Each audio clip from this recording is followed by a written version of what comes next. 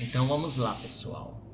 A estrutura do planeta e a litosfera. Nós estamos vendo aqui um tipo de rocha, certo? E essa rocha a gente vai ver no Lajedo do Pai Mateus, lá em Cabaceiras, aqui na Paraíba, certo? Esse tipo de rocha é chamado de granito. Então, essa rocha aqui recebeu o nome de Pedra do Capacete, porque ele parece com um capacete. Quem então um dia for lá em Cabaceiras, no Lajedo de Pai Mateus, vai ver a Pedra do Capacete, ok? Então, olha, as rochas, elas formam a parte sólida da superfície da Terra. Um exemplo de rocha é o granito, como esse que a gente viu aqui, né? Lá tem várias rochas parecidas com essa, mas não só lá, vários lugares do Brasil. Sobre essa superfície de rochas é comum haver uma camada de solo, na qual crescem plantas, olha aqui, ó, certo? E vivem diversos seres vivos. Além disso, toda a água dos oceanos, que representam a maior parte da superfície da Terra, também está sobre essa parte sólida. Acima dos continentes e oceanos há uma camada de ar chamada atmosfera, onde podemos encontrar, por exemplo, as nuvens. Então aqui, ó, tem a camada da rocha, só não tem a da água, mas tem a atmosfera. Mas as rochas, os oceanos e a atmosfera são apenas uma fina cobertura do nosso planeta. O que será que há dentro dele? Estrutura da Terra. Vamos falar um pouco sobre como a Terra está estruturada. A Terra tem a forma aproximada de uma esfera, ou seja, de uma bola, mas ela é levemente achatada nos polos, no Polo Sul e no Polo Norte, né? Que é, claro, imperceptível a olho nu. Existe o diâmetro equatorial e o diâmetro polar. O Equador é a linha imaginária que divide a Terra em hemisfério norte, onde está o Polo Norte, e o hemisfério sul, onde está o Polo Sul. A estrutura interna da Terra ela pode ser dividida em três partes: a crosta, o manto e o núcleo. Então aqui nós temos o núcleo interno e o núcleo externo. Nós temos o manto, que tem uma parte superior e uma parte inferior, e nós temos a crosta da Terra. Essa é uma representação do interior da Terra, esses elementos representados em tamanhos não proporcionais entre si, né? E aqui são cores de fantasia, porque foi feito essa imagem para você compreender. Você pisa na crosta da Terra, ou seja, na parte sólida do planeta, que é formada principalmente por rochas e na qual se encontram os continentes e oceanos. Em relação ao diâmetro da Terra, a crosta é uma camada muito fina. Compare a distância média entre o centro do planeta e sua superfície, ou seja, o raio da Terra, é de 6.371 km. A parte da crosta relativa aos continentes tem entre 20 km e 60 km de espessura, e a parte sobre a qual estão os oceanos tem entre 5 km e 10 km. Se a Terra fosse do tamanho de uma bola de basquete, a crosta teria a espessura de uma folha de papel. Então, vamos aqui continuando falando mais sobre a estrutura da Terra. Embaixo da crosta terrestre está o manto, uma camada que possui parte pastosa e que tem cerca de 2.900 km de profundidade. Sua parte mais interna deve variar aproximadamente de 1.000 graus Celsius a 3.000 graus Celsius. Partes do manto contêm um material muito quente e pastoso, formado por rochas derretidas, que é chamado de magma. Quando o vulcão entra em erupção, o magma é expelido para a superfície da Terra e passa a ser denominado de lava. Tem até um vulcão que está ativo agora lá na Indonésia e também na Itália, certo? O Etna, ele está lá ativo, soltando lava para todo quanto é canto, justamente porque o magma que está dentro dele está saindo e o que sai é chamado de lava. A parte superior do manto, mais externa, é mais rígida, junto com a crosta da Terra. Elas formam uma camada chamada de litosfera. Então, se eu perguntar o que é a litosfera, vocês vão me responder que ela é a camada, junto com a crosta da Terra, é a camada mais externa né, e mais rígida da Terra, né, da parte do manto. A parte superior do manto, mais externa, é mais rígida. Junto com a crosta da Terra, formam a litosfera. Então, a parte superior do manto, junto com a crosta da Terra, formam a chamada litosfera. Então, a litosfera ela é a parte superior do manto, mais externa e mais rígida, junto com a crosta da Terra.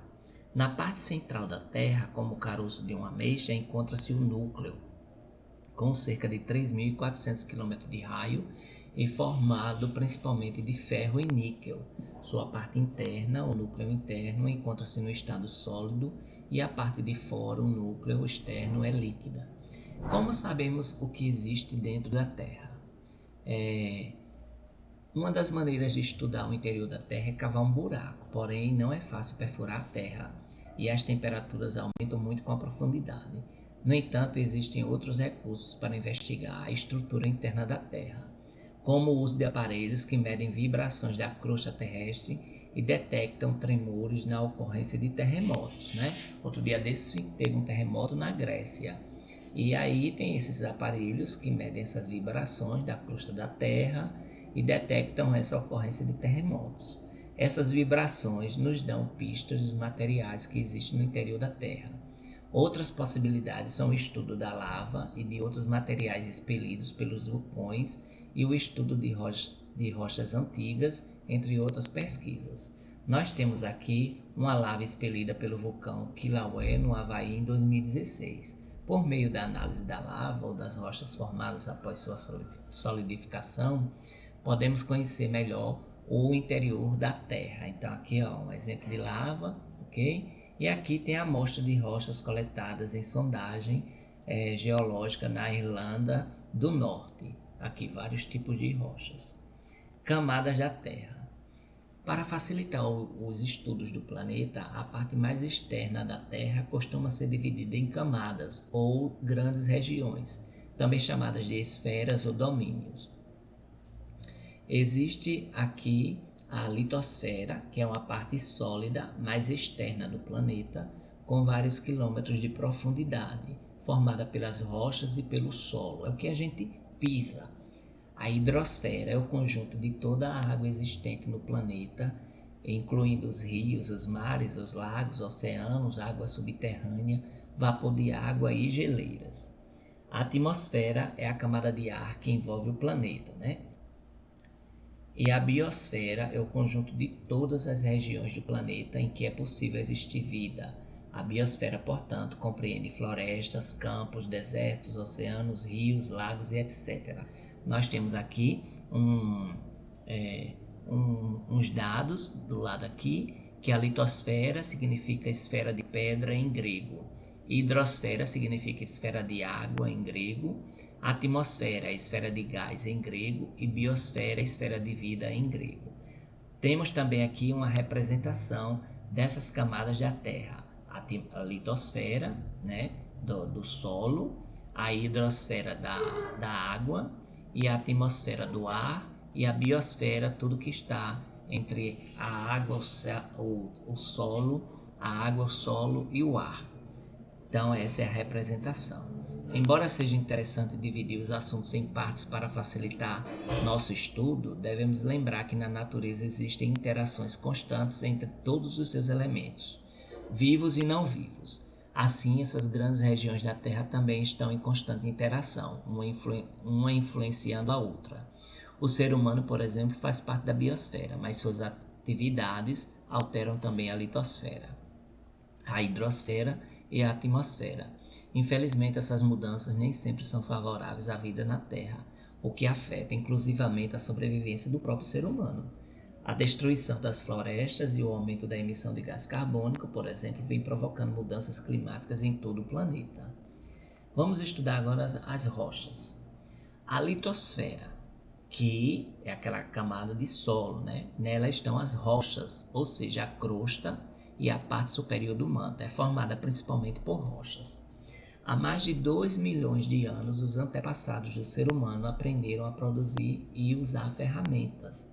Eles quebravam rochas, deixando-a com as bordas afiadas, e então as usavam para cortar carne e para fazer desenhos nas paredes das cavernas, aquelas pinturas rupestres. De lá para cá, a humanidade descobriu muitas outras utilidades para as rochas. Desenvolvemos e aperfeiçoamos técnicas de transformação desses materiais para produzir os mais diversos objetos, como vamos ver a seguir. De que são formadas as rochas? Você já observou as etapas de uma construção? Uma parede, por exemplo, pode ser feita por cimento, tijolo e areia. Todos esses materiais vêm de rochas encontradas na natureza. Então, se sua casa já foi construída e você acompanhou sua casa, você sabe que tem lá o cimento, tem o tijolo, tem a areia. E quais são os componentes das rochas? As rochas são formadas por minerais, substâncias químicas sólidas encontradas na natureza. Se observar o granito, por exemplo, que é aquele usado para fazer pias, na cozinha, e pisos, é usado para fazer pisos e bancadas de pia, você vai perceber grãos de várias cores e brilho. São os diferentes minerais. Para identificar um mineral, os cientistas estudam algumas de suas propriedades, como a cor, a dureza, a transparência, o brilho e etc.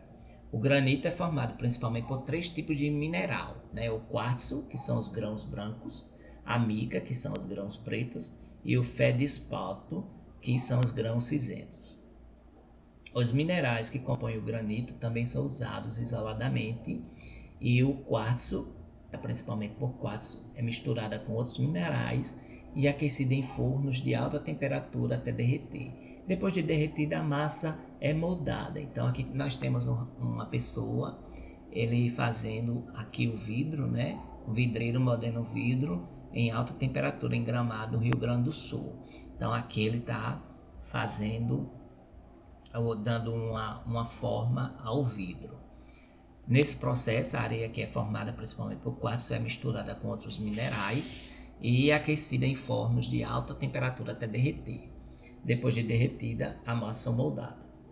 Em relação à mica, ela é um bom isolante de calor e de eletricidade.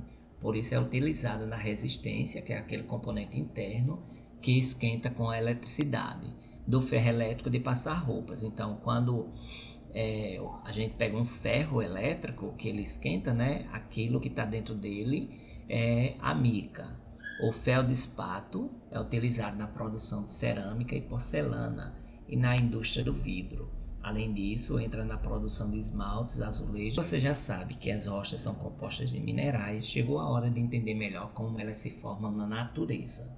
Podemos usar a origem das rochas para classificá-las em 3 grupos: rochas magmáticas, rochas sedimentares e rochas metamórficas. Vamos vê-las aqui. Também não podemos esquecer que existe a argila. Rochas que contêm feldespato liberam grãos de argila conforme são atingidas pela água da chuva e se desintegram, ou seja, quebram-se em pequenos pedaços. Os grãos de argila são muito menores que os de areia e são o principal componente do barro. Quando misturada com água, a argila forma uma pasta que pode ser moldada, como a gente pode ver aqui na fabricação do vaso de argila. Depois de moldada, ela pode ser aquecida em forno e dar origem a um material duro resistente ao calor, que é a cerâmica, que é usada em objetos de decoração e em peças de motores, entre outras aplicações industriais. Nós temos aqui esses vasos decorados de cerâmica. Ele é argila, passou pelo forno, com as altas temperaturas e se tornou então cerâmica. A argila pode ser utilizada também na produção de uma infinidade de objetos, como azulejos, pisos, pratos, cimentos, telhas, tijolos e muitos outros. Então, muitos dos nossos pratos, de porcelana são feitos de argila, ok? Então, aqui nós temos o interior de uma olaria, que é o local onde faz pratos, objetos para a cozinha e outros produtos feitos com argila, lá na cidade indiana, em São Paulo. Então, aqueles pratos de porcelana que nós temos é feito de argila, é basicamente nesse tipo de fábrica que é feito. No Japão, foram descobertos jarros feitos com argila aquecida, com cerca de 10 mil anos de idade. No Brasil foram encontrados vasos, urnas, brinquedos e estatuetas de cerâmica na ilha de Marajó, no Pará. Estima-se que essas peças bem elaboradas tenham sido produzidas por comunidades indígenas entre os anos 400 e 1400. Um dos mais antigos do mundo consistia em anotações em placas de argila. Por volta de 4 mil anos antes de Cristo, os sumérios, que é um povo que vocês vão estudar, ele vivia em regiões do atual Oriente Médio e usavam bambu para escrever na argila úmida, que depois era seca ao sol. Também tem os soldados de terracota que foram encontrados lá na China, né? Então, soldados bem enfileirados de terracota, que é justamente de argila, né? E muito bem produzido. Agora vamos ver as rochas magmáticas. Você sabia que a Terra nem sempre foi como conhecemos hoje? Na época da formação do planeta, há bilhões de anos, muitos vulcões derramavam lava e soltavam vapor de água e gases. Olha só Veja aí como é a erupção de um vulcão e a lava expelida nessa figura aí. Esse é o vulcão Tungurahua em erupção e derramamento de lava lá no Equador, aqui perto da gente, né? Nosso país vizinho. Aos poucos, a superfície do planeta esfriou e o vapor de água se transformou em água líquida, que começou a se acumular, formando rios, lagos, mares e oceanos. A lava também esfriou e se tornou sólida, dando origem à crosta da Terra.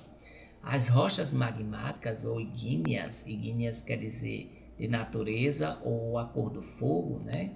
Pode se transformar quando a lava esfria e fica sólida, ou podem se originar dentro da crosta a partir do magma. O material escuro que você vê no detalhe dessa figura é um fragmento de rocha conhecido como basalto.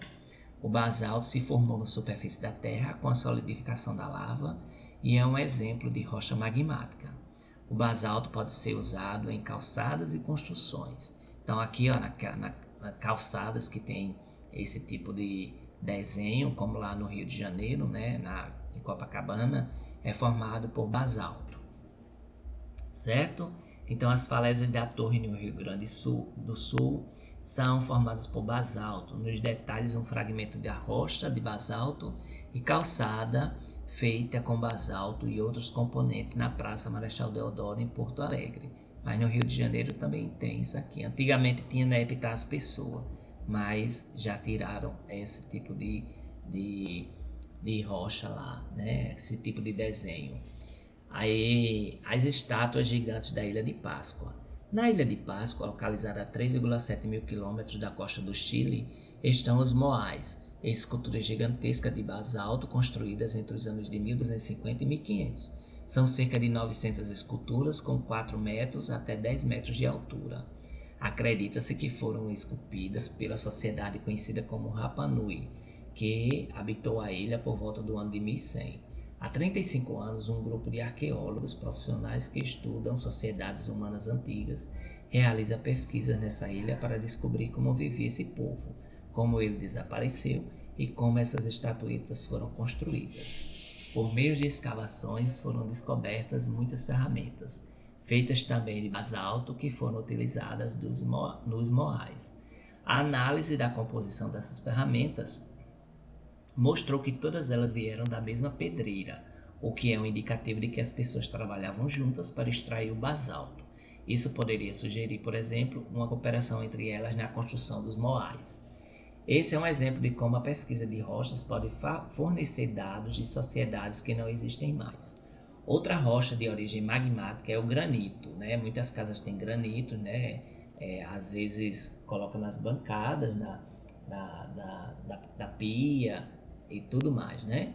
Já vimos que é possível ver a olho nu os minerais que compõem o granito. Resistente e durável, essa rocha é utilizada na pavimentação de ruas, em esculturas, bancadas de pias, de piso e etc. Então, quando sua rua ela é calçada de paralelepípedo, elas são calçadas de granito, certo? Granito mais rústico, mas é granito. É o tipo de rocha, é aquele granito. Ao contrário do basalto, o granito se formou ainda dentro da terra, como resultado do lento processo do resfriamento e solidificação do próprio magma. Essa escultura que nós temos aí é a Justiça, de 1961. Ela está lá na Praça dos Três Poderes, lá em Brasília, e ela é feita de granito, certo? E às vezes quando esse magma entra em contato com a água, a lava esfria rapidamente. Os gases contidos nela são eliminados e forma-se uma rocha cheia de poros ou buracos. Essa rocha, que parece uma espuma endurecida, é conhecida como pedra-pomes e pode ser usada em polimentos de superfície de objetos ou para amaciar a pele e eliminar calosidades. Então, muitas mulheres usam a pedra-pome para passar nos pés, para tirar a calosidade dos pés. As rochas magmáticas formam a maior parte da crosta terrestre, mas talvez você não perceba isso, porque elas estão geralmente abaixo do solo ou de camadas de outro tipo de rocha, as rochas sedimentares, que a gente vai ver agora em seguida. Então aqui é um exemplo de pedra-pomes. A rocha sedimentar. Observe com atenção essa figura que está aí, né, com várias camadas de rochas. É possível perceber que ela é composta de várias camadas ou estratos.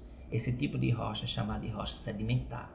As rochas sedimentares são formadas por grãos de outras rochas que se depositam em camadas e se unem. Vamos ver como isso acontece. A chuva, o vento, a água dos rios, onda do mar, variações de temperatura, seres vivos, fungos, bactérias, etc. Todos esses fatores desgastam as rochas aos poucos, claro, vão quebrando essas rochas em pequenos grãos. Esse processo de desintegração das rochas é chamado de intemperismo. Então, o que é intemperismo? É o processo de desintegração das rochas. Os ventos, a água da chuva, transportam os pequenos grãos de minerais, também chamados de sedimentos, até o fundo de rios, lagos ou oceanos. Ao longo do tempo, esses sedimentos se depositam e se acumulam em camadas. O peso das camadas de cima comprime as camadas de baixo, que vão ficando cada vez mais compactas. E aí nós temos aqui um fragmento de rocha sedimentar do Parque Nacional de Serra das Confusões de Caracol, no Piauí. Além disso, a água vai transformando os minerais, fazendo com que fiquem grudados ou cimentados uns nos outros. Assim é formada ao longo de milhares ou milhões de anos uma rocha sedimentar. Esse processo continua enquanto a rocha existir. Aí aqui nós temos uma figura que vai mostrar esse processo de formação de rochas sedimentares. Então chuva, vento e outros agentes de intemperismo desgastam as rochas e carregam fragmentos. Os fragmentos se depositam em mares e depressões de terrenos. O peso das camadas de cima comprime as de baixo e a água transforma os minerais, dando origem às rochas sedimentares. Então, tem essa figura aí na formação de rochas sedimentares, né? De tudo aí que já foi explicado. O calcário. Esqueletos, conchas e carapaças de animais aquáticos são ricos em um tipo de sal chamado carbonato de cálcio. Ao longo de muitos anos, esse material pode formar outra variedade de rocha sedimentar, o calcário, que também se forma pelo depósito de sais de cálcio presentes na água. O calcário pode ser usado na agricultura para a melhoria de alguns solos e na fabricação de cimento e da cal, né? Aquele produto que nós pintamos a casa, a cal, né? Ela vem aí do calcário, certo?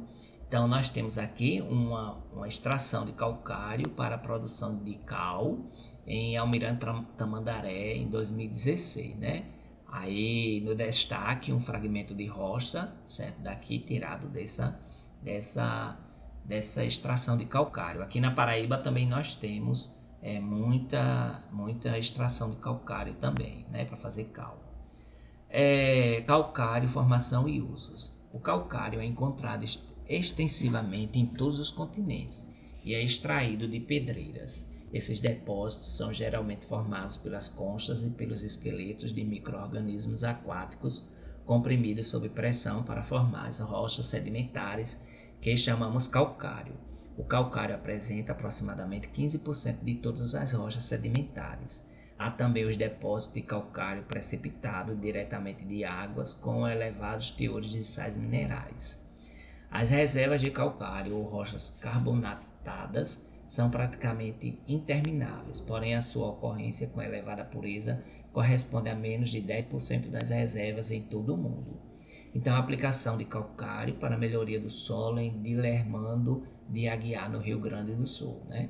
O calcário apresenta uma grande variedade de usos. Desta matéria-prima, pode ser usada em construção civil, material para agregados, matéria-prima para fabricação de cal, fabricação de cimento e até como rochas ornamentais. As rochas carbonatadas e seus produtos também são usados como corretivos de solos ácidos, matéria-prima para as indústrias de papel, plástico, química, siderúrgica, de vidro e muitos outros. Então nós vamos agora na França. Aí é a amostra de mármore, tá certo? Então o mármore também é utilizado na fabricação de pias e pisos. É um exemplo de rocha metamórfica, aquela que se origina da transformação de outras rochas. Se eu perguntar para vocês o que é rocha metamórfica, é aquela que se origina da transformação de outras rochas. No caso do mármore, a rocha de origem é o calcário. As rochas metamórficas se originam de uma transformação de rochas magmáticas ou sedimentares. Nesse caso, o que muda é a organização dos minerais e às vezes até os próprios minerais que se transformam em outros. Surge então uma nova rocha com propriedades diferentes da rocha original. Essa transformação ocorre em decorrência de processos que envolvem variação de temperatura e de pressão. Quando, por exemplo, movimentos na crosta terrestre empurram uma rocha sedimentar para regiões mais profundas de maior pressão e temperatura, ela sofre mudanças na aparência, na organização dos seus minerais e até em sua composição química. Além da temperatura e da pressão, ao facilitar as reações e transformações dos minerais. O Corcovado e o Pão de Açúcar lá no Rio de Janeiro, né, que aí está aí na foto, eles, assim como a maioria das rochas da Serra do Mar, são exemplos de gneiss, uma rocha metamórfica que pode se formar na transformação do granito. Então, quem já foi no Rio de Janeiro, já foi lá no Pão de Açúcar, já foi no Corcovado, aí tem essas rochas são parte da Serra do Mar, que elas são bem importantes, né? Essa Serra do Mar ela é muito grande, ela beira a costa do sul e sudeste, certo? Então ela tem aí uma formação de gneiss, que é um fragmento desse tipo de rocha, que é da rocha metamórfica, ok? Então vamos lá. Os fósseis. Você já deve ter visto em filmes ou livros o animal representado na figura abaixo, né? O Tiranossauro Rex, né? Aí ele está bem diferente dos filmes, mas é nessa ideia aí, viu? Esse animal deixou de existir há milhões de anos. O tiranossauro pertence ao grupo dos dinossauros que viveram na Terra durante cerca de 150 milhões de anos. Há 65 milhões de anos, quase todos desapareceram, ou seja, foram extintos. O estudo dos dinossauros nos dá forte evidência de que os seres vivos nem sempre foram como são conhecidos hoje. Eles passaram e passam por várias transformações ao longo do tempo. Essas mudanças que ocorreram nas populações de seres vivos fazem parte de um processo chamado evolução. Então, se eu perguntar o que é evolução, são essas mudanças que ocorrem nas populações de seres vivos, né? Mas como sabemos que os dinossauros existiram? Muitos organismos que desapareceram deixaram restos ou marcas nas rochas. Aqui em Sousa, nós temos as pegadas dos dinossauros. Quem já foi em Sousa vai então encontrar lá as pegadas dos dinossauros, certo? E muitos organismos eles desapareceram, mas deixaram restos ou marcas nas rochas, que são os fósseis. Eles são estudados pela paleontologia. O que é a paleontologia? É a ciência que estuda os seres vivos do passado, certo? Então tem essa ciência, quem faz parte dessa ciência é o paleontólogo. Naquele filme de Jurassic Park nós temos vários deles, certo? Aqui no Ceará tem um rico campo de fósseis, certo? Saiu até no jornal faz uns 2, 3 meses sobre.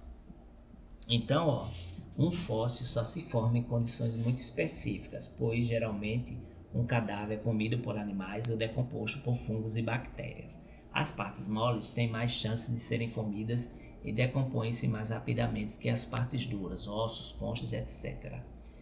As estruturas duras, portanto, apresentam maior possibilidade de formarem fósseis. Olha aí, o que é fóssil? Fóssil vem do latim fossilis, que significa tirado da terra.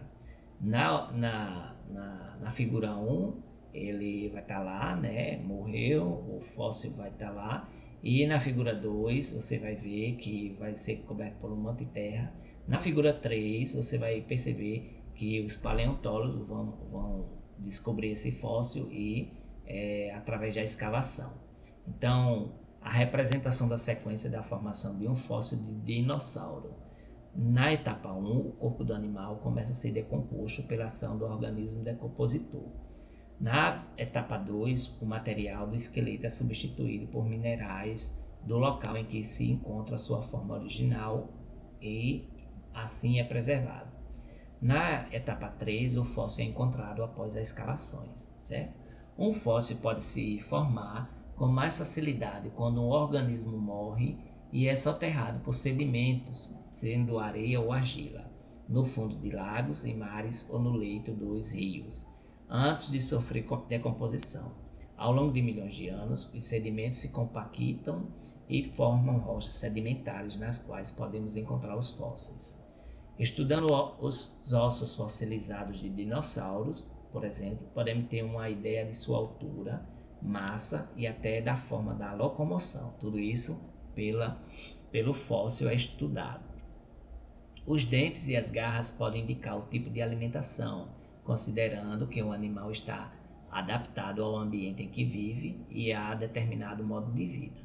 Animais carnívoros, por exemplo, têm dentes pontiagudos, que auxiliam a prender outro animal e a rasgar a sua carne. Às vezes, no processo de fossilização, as partes duras do corpo do ser vivo são substituídas por minerais e sua forma original é preservada. Em outros casos, o organismo é completamente destruído, mas sua marca ou seu molde fica reproduzido na rocha, como acontece lá no Ceará. Olha aqui, ó, já está falando, né? Fóssil de peixe, cerca de 35 centímetros de comprimento, exposto no Museu de Paleontologia da Universidade Regional do Cariri, no Ceará. São raros os casos em que o corpo todo de um organismo fica bem preservado, mas isso aconteceu, por exemplo, com um mamute, né? Os parentes extintos dos elefantes, que tiveram a carne e a pele congelados ao ficarem soterrados sobre o gelo da Sibéria e com os insetos presos na resina de pinheiros. Nessa resina fossilizada, chamada âmbar, já foram encontrados insetos que viveram há milhões de anos, né? Como esse aqui, ó. Insetos conservados em âmbar há cerca de 40 milhões de anos, como lá no Jurassic Park, né? Eles mostram aqui eles mostram um âmbar desse, certo? E com os insetos dentro também, certo? A sequência de fósseis. Estudando a formação de rochas e dos fósseis, os cientistas descobriram que a idade de um fóssil corresponde aproximadamente à idade do terreno em que ele se encontra. E geralmente, quanto mais profunda uma camada de rocha, mais antiga ela é. Portanto, os fósseis daquela camada são mais antigos que os fósseis encontrados em camadas superiores. Os estudos da evolução dos seres vivos indicam, por exemplo, que entre os animais vertebrados, os peixes devem ter surgido antes dos anfíbios, que são os sapos, as rãs, as salamandras, etc. E estes antes dos répteis atuais, jacarés, tartaruga, lagartos, etc. Então, em estratos mais antigos, vamos encontrar fósseis de peixes, mas não vamos encontrar fósseis de anfíbios e répteis. Nos estratos intermediários, esperamos encontrar fósseis de peixes e de anfíbios, mas não de répteis. Nas camadas mais recentes, vamos encontrar fósseis de peixes, anfíbios e répteis atuais. Então, olha aí como diz a figura, né? Esses achados indicam que, de fato, ancestrais antepassados dos atuais peixes originaram por evolução os ancestrais dos atuais anfíbios. e estes, por sua vez, deram origem aos ancestrais dos atuais répteis. De acordo com a teoria da evolução, espera-se também que os fósseis de organismos mais semelhantes a espécies atuais sejam encontrados nas camadas mais recentes. Lembrar que existe a teoria da evolução e a teoria do criacionismo, viu? Aí cabe a cada um acreditar naquilo que cada um vê como o correto. Mas aqui nós estamos estudando a parte da ciência, então nós estamos falando sobre essa teoria da evolução. A teoria da criação ela é composta pela a fé, né, que nós temos em Deus, né, e assim nós temos que balancear uma com a outra, né? Pelo menos é o que nós devemos entender. Então as camadas mais recentes têm esses tipos de animais. Na camada intermediária só tem 2, né? E nas camadas mais antigas tem esses tipos de animais aí, tá bom? Então é uma representação esquemática da distribuição de alguns fósseis de vertebrados nas camadas de uma rocha sedimentar, entendeu? Então, olha, nas camadas mais antigas tem os peixes, nas camadas intermediárias o peixe ou anfíbio, e nas camadas mais recentes peixe, anfíbio e réptil. Os fósseis e os períodos geológicos. O estudo dos fósseis permite aos cientistas delimitar alguns períodos geológicos ao longo da história da Terra, estabelecendo datas para acontecimentos importantes da evolução da vida no planeta. Para facilitar o estudo da evolução da vida, costuma-se dividir a história da Terra em grandes intervalos de tempo, que são subdivididos em intervalos menores. São os éons, eras, períodos e épocas. O éons proterozoico, arqueano e adiano são reunidos na divisão conhecida como pré-cambriano. O éon adiano é uma divisão informal, não oficial. Do início do período cambriano, por exemplo, que começou há cerca de 540 milhões de anos, encontramos fósseis dos primeiros animais. São invertebrados, ou seja, animais. Deixa eu ver aqui o que está dizendo. São animais sem coluna vertebral. Então, nós vamos ver aqui o esquema, né? Aí a formação da Terra, né? A formação dos continentes, a origem da vida. Representação do ambiente do arqueano com micro-organismos agregados a sedimentos. Formação do gás oxigênio na atmosfera, né? Então tem aí a formação da Terra, no período Adeano, em 4.600 anos, né? E tem o arqueano, que é 4.000, né? Que é a formação dos continentes, a origem da vida. E tem a formação do gás oxigênio na atmosfera, que é o proterozoico, 2.500 anos. Isso tudo faz parte da era pré-cambriano. Aí nós temos a era paleozoica, fanerozoico. O cambriano, 540 mil anos, né?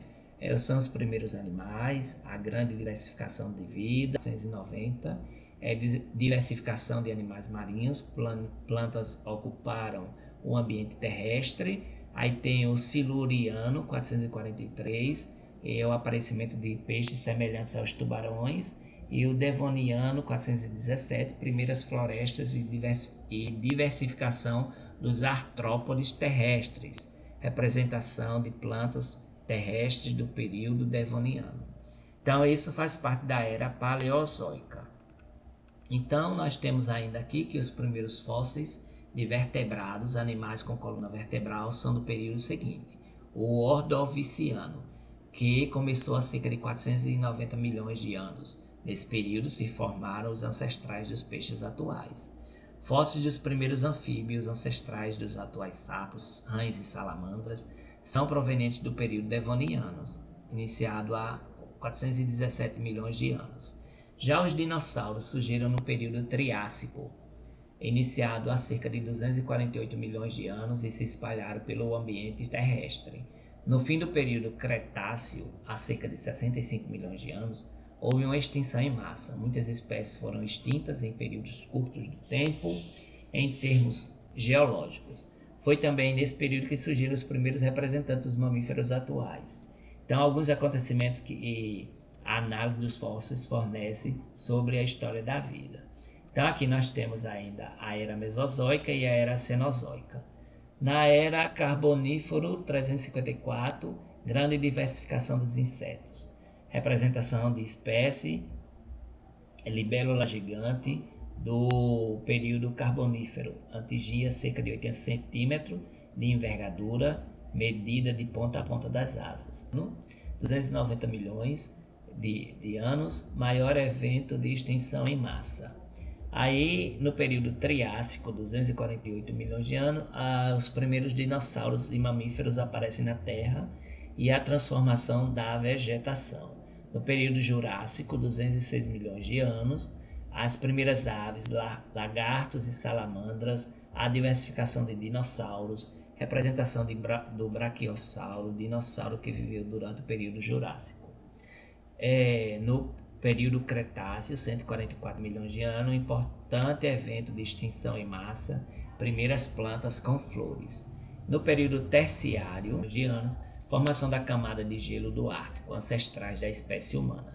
E no período Quaternário, dos 2,58 milhões de anos, a extinção de muitos dos grandes mamíferos. Representação do tatu gigante, mamífero que viveu durante o período Quaternário, atingia cerca de 3 metros de comprimento. Então nós temos aqui, né, essa observação. Os recursos minerais. Olhe à sua volta e tente identificar os materiais presentes na sala de aula. Você provavelmente vai perceber que o ser humano usa diversos materiais, como metais, plásticos, cimento e etc. Seja para construir casa, veículo e um número sem fim de objetos. Boa parte da matéria-prima desses materiais é extraída da crosta terrestre e modificada pela indústria. Os recursos obtidos da natureza e usados para construir os objetos e as construções são chamados de recursos naturais. Então, o que são recursos naturais? São recursos obtidos da natureza e usados para construir os objetos e as construções. A extração dos recursos naturais pode provocar intensas transformações no ambiente e na sociedade ao seu redor. Um exemplo é o que ocorreu em 1980, quando cerca de 120 mil pessoas passaram lá pelo garimpo de Serra Pelada, lá no Pará, porque lá tinha ouro, muito ouro, em busca de ouro, né? Eles estavam muito afim de ouro. Elas trabalhavam sem nenhum tipo de segurança ou garantia, né? Aí como mostra a foto, o garimpo da Serra Pelada, lá em Curionópolis, no Paraná, né? O garimpo de ouro, estavam atrás de ouro. Outro exemplo de recurso natural muito utilizado pelo ser humano é o ferro. O ferro é obtido em geral de um mineral denominado hematita. A hematita é formado por ferro combinado com oxigênio. Olha aí um exemplo de hematita, que é um mineral do qual se extrai o ferro. E nós temos aqui os minerais a partir dos quais são produzidos materiais como ferro e outros produtos com vantagem econômica que são chamados de minérios. Então, o que são minérios? São os minerais a partir dos quais são produzidos como ferro e outros produtos com vantagem econômica. Dizemos, portanto, que a hematita é um minério de ferro. Outros exemplos de minérios explorados economicamente são a galena, o minério de chumbo, a esfarelita, fonte de zinco, a cassiterrita, o minério de estanho, e a bauxita, da qual se obtém o alumínio. Em nosso planeta há vários depósitos naturais de minérios, são as jazidas. O que são jazidas? São vários depósitos naturais de minérios. É preciso ter indústrias para extrair e transformar os minérios em ferro, aço, alumínio, etc. A mineração, o extrativismo mineral, é a atividade de exploração das jazidas. O que é mineração? É a atividade de exploração das jazidas de minério de ferro, né? É preciso haver um controle rigoroso na mineração, porque ela causa enormes impactos ambientais e sociais, né? Como foi a questão da barragem de Mariana, a questão da barragem lá de Brumadinho, certo? A mineração transforma a paisagem e atrai muitas pessoas para o local de extração. Além disso, usa materiais que precisam ser trabalhados com muito cuidado para evitar acidentes e poluição ambiental. Em 2015 ocorreu no Brasil o maior desastre socioambiental no setor de mineração, como eu já tinha falado, de que se tem notícia, o rompimento de uma barragem de uma empresa de mineração em Mariana, lá em Minas Gerais, que provocou o lançamento de cerca de 50 milhões de metros cúbicos de rejeitos no ambiente. A onda de rejeitos soterrou o subdistrito de Bento Rodrigues e atingiu o Rio Doce, causando prejuízos incalculáveis às populações humanas, à fauna e à flora. O rastro de destruição atingiu o litoral do Espírito Santo e em 2019 o rompimento de outra barragem de Brumadinho liberou cerca de 13 milhões de metros cúbicos de rejeitos e deixou um número bem maior de vítimas mais fatais do que o desastre de Mariana. Então a história da metalúrgica ou a história da metalurgia. Achados a história da metalurgia. Achados arqueológicos mostram que há mais de 2 milhões de anos nossos ancestrais já fabricavam utensílios de pedra. Somente muito mais tarde, por volta de 9.000 anos antes de Cristo, alguns grupos começaram a fabricar ferramentas de metal. Ele era extraído das rochas pela ação do fogo. Sua descoberta pode ter ocorrido acidentalmente quando minérios contendo metais foram colocados em fogueiras. Acredita-se que o primeiro metal trabalhado pelo homem foi o cobre. Entre 3.500 e 3.000 a.C., os sumérios, o povo que vivia em regiões do atual Oriente Médio, descobriram que ao derreter e misturar minérios de cobre e estanho, obtinha-se uma liga resistente, que era o bronze. Esse material logo passou a ser usado em ferramentas e armas mais resistentes. Por volta de 1500 a.C., na Ásia Menor, o ferro passou a ser usado com grande frequência na fabricação de utensílios, possibilitando a produção de ferramentas e armas ainda mais rígidas que a do bronze. Antes disso, alguns povos já produziam utensílios de ferro utilizando pedaços de meteorito de ferro batidos, mas foi só nessa época que o metal passou a ser extraído de seus minérios. Isso porque sua fusão exige temperaturas muito altas, em torno de 1.200 graus Celsius. A metalurgia, a produção de metais, foi tão importante para o desenvolvimento dos grupos humanos que os historiadores costumam dividir a pré-história em idade da pedra, anterior à descoberta da metalurgia, a idade e idades dos metais. Essa última costuma ser dividida em idade do cobre, 9.000 a.C. a 3.500 a.C., idade do bronze, 3.500 a.C. e 1.500 a.C., idade do ferro, 1.500 a.C. e 1.600 d.C. No entanto, o uso desses metais não ocorreu ao mesmo tempo em todos os lugares do mundo. Alguns povos, aliás, não desenvolveram sequer a metalurgia, o que mostra que essa periodização não é válida para todos os grupos humanos. Vamos aqui para o nosso último conteúdo: recursos naturais renováveis e não renováveis. Como vimos, as rochas e os minerais levam milhões de anos para se formar. O petróleo e o carvão são outros recursos que requerem muito tempo para serem formados. Vimos também que o ser humano usa recursos naturais, como aqueles extraídos das rochas, em muitos produtos. Será que esses recursos nunca vão acabar? Por volta da década de 1960, o ser humano começou a ficar cada vez mais atento à importância das questões ambientais. A verdade é que estamos consumindo os recursos naturais em uma velocidade muito maior do que aquela a qual esses recursos se formam ou se renovam, e isso quer dizer que esses recursos estão se esgotando, né? Por essa razão, os minerais, o petróleo e o carvão mineral são conhecidos como recursos naturais não renováveis. Então, nós temos aí uma amostra de petróleo, certo? Que é um recurso natural não renovável. Agora veja, se a espécie humana consome os peixes que pesca, mas os peixes que são pescados se reproduzem e dão origem a outros indivíduos, então novos peixes podem ser pescados. Muitas árvores são cortadas, mas outras árvores podem ser plantadas, substituindo as que foram retiradas da natureza. Por isso, as plantas e os animais usados em nossa alimentação ou para outros fins são, em geral, considerados recursos naturais renováveis, o que possibilita seu uso constante. Mas atenção, mesmo alguns recursos renováveis estão sendo consumidos em velocidade maior do que a da reposição natural. A pesca excessiva, por exemplo, reduz o número de peixes nos rios e mares. E esses poucos peixes que não foram pescados não se reproduzem na velocidade necessária para repor todos aqueles que são consumidos. Por isso, as espécies usadas comercialmente podem se extinguir. Aqui nós temos um recurso mineral, né? Vagões de trens carregados com carvão mineral em Siderópolis, Santa Catarina. E o carvão mineral é um recurso natural não renovável. O consumo dos recursos naturais renováveis não deve ser, portanto, mais rápido do que a sua reposição.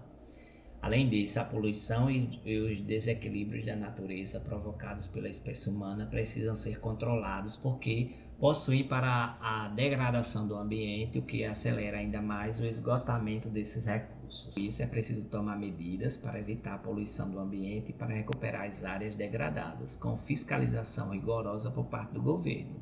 Então aqui nós temos uma imagem que mostra a reciclagem de latas e alumínio em Taquaritinga, em São Paulo. Aí nós temos também camiseta confeccionada com fibras de poliéster produzida a partir de reciclagem de garrafas plásticas. Além de cobrar ações do governo, todas as pessoas devem atuar na preservação dos recursos naturais, renováveis ou não. Uma das principais formas é por meio do consumo consciente. Devemos procurar saber de onde vem e como é fabricado tudo o que consumimos. Fazer escolhas apropriadas e limitar o consumo ao que realmente precisamos. Em relação aos minérios, por exemplo, é necessário incentivar a reciclagem, isto é, a transformação de objetos que já foram usados em materiais que servirão para a produção de novos objetos. Na reciclagem de latinhas de alumínio, por exemplo, obtém-se chapa de alumínio que servirão para a fabricação de novas latinhas. Isso diminui o volume de lixo e a extração de minério da natureza. Além do alumínio, o vidro pode ser derretido e reaproveitado na produção de novos objetos, reduzindo, por exemplo, a extração de calcário. Produtos feitos com papel e plástico também podem ser reciclados. Além disso, é preciso evitar o desperdício e o consumo excessivo, especialmente dos materiais que estão se esgotando, substituindo-os por materiais alternativos. Quando compramos objetos desnecessários, incentivamos a degradação do ambiente. Você costuma comprar roupas, aparelhos eletrônicos e outros objetos sem que realmente precise deles? Ao longo dos nossos estudos, vamos discutir o que é que nós podemos fazer para evitar que os recursos naturais sejam degradados ou se esgotem. Nós temos aqui um exercício, vocês vão copiar no seu caderno, certo? Quem tem um livro responde no livro e vocês vão aí ter o tempinho para copiar, menos a sexta questão. A sexta questão, vocês vão pegar, só dizer que tipo de rocha corresponde cada número, viu?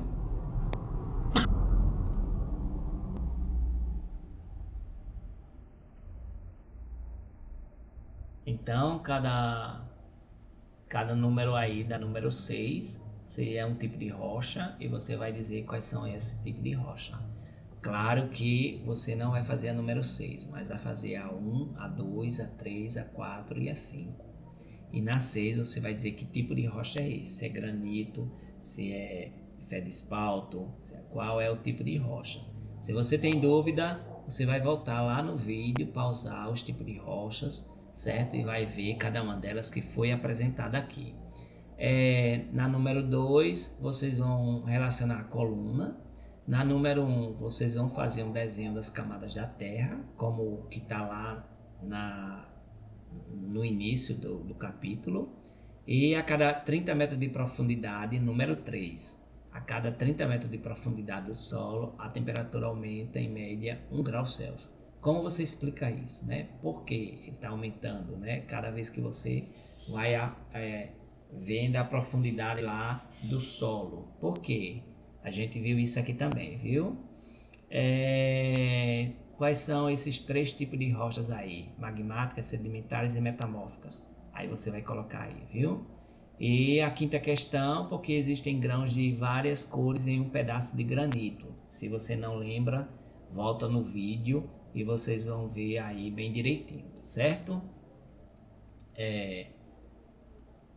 Aqui nós temos outro exercício, vocês vão fazer do 7 até o 14, certo? Vocês vão escrever no caderno ou responder no livro mesmo, tá certo? Então vocês vão aí fazer do 7 ao 14. Vou dar um tempinho a vocês.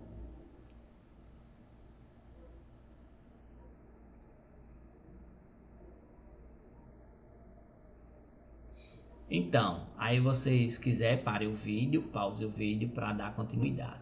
Nós aqui temos um texto, não é para fazer esse texto. Arqueólogos descobrem nova vítima da erupção de Pompeia. Arqueólogos descobrem nova vítima da erupção de Pompeia, né? Aquele vulcão que destruiu a cidade de Pompeia, certo? Então, que muitas pessoas morreram nessa cidade. Tem até o filme sobre isso. Então, aqui tem esse texto. E aqui nós temos a Gruta de Lascaux, lá no Vale de Vézère, na França. É aquela caverna que tem as pinturas rupestres, certo? Que foram achadas por 4 jovens lá na década de 1950, por ali, né? 1950. Então, essa gruta, ela tem várias pinturas nos tetos e nas paredes, e ela é bem importante na história das pinturas rupestres dos escritos antigos. Então aqui não é preciso fazer, né? Só estou apresentando. Aqui nós temos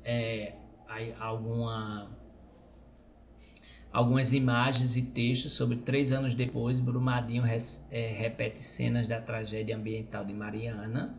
Desastre de Brumadinho deve ser investigado como crime, diz ONU, e até hoje ainda está ainda está na justiça nessa causa de Brumadinho, de Mariana e tudo mais, ok? Então nós temos aqui uma experiência, né?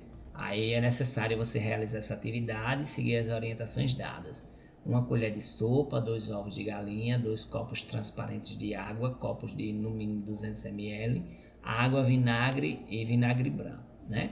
Então a gente pode fazer essa experiência na aula e vocês vão ver qual é o resultado que você vai ter, tá certo? Então é isso. Na próxima